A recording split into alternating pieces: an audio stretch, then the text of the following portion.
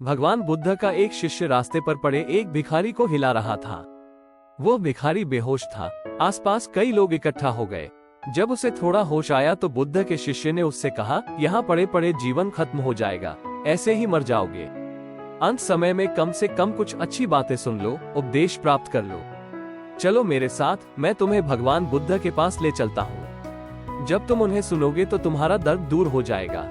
वो भिखारी इतना लाचार था कि करवट भी नहीं ले पा रहा था।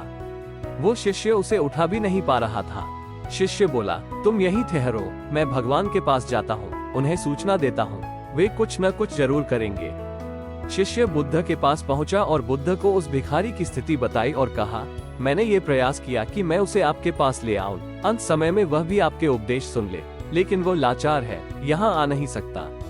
आप ही बताइए, अब क्या किया जाए? बुद्ध ने कहा, करना क्या है, चलो हम ही उसके पास चलते हैं। बुद्ध वहां गए। आसपास कई लोग इकट्ठा हो गए थे। सभी ने सोचा कि बुद्ध उपदेश देंगे तो हम भी सुन लेंगे। बुद्ध ने कहा, ठहरो, सबसे पहले कुछ भोजन की व्यवस्था करो और इसे खाने के लिए दो।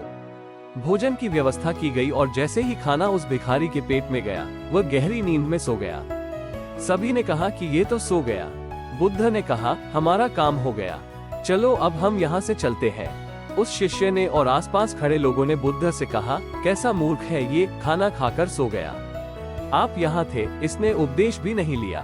बुद्ध ने कहा, ठीक है, कोई बात नहीं, ये कई दिनों से भूखा प्यासा था, ये भूख से ही मर रहा था। इसके लिए सबसे बड़ा उपदेश यही है कि सबसे पहले पेट भरा जाए। अगर कोई व्यक्ति भूखा है तो वो धर्म का मर्म नहीं समझेगा। तुम लोग यही भूल कर रहे हो। सबसे पहले व्यक्ति की जो आवश्यकताएं हैं उन्हें पूरा करना चाहिए, उसके बाद ज्ञान की बातें करनी चाहिए। हम धर्म के नाम पर कितने ही कर्म करें, लेकिन सबसे पहले ये देखें कि हमारे आसपास कोई भूखा न रहे। किसी का पेट भरने के बाद ही हम उसका हृदय भर सकते हैं।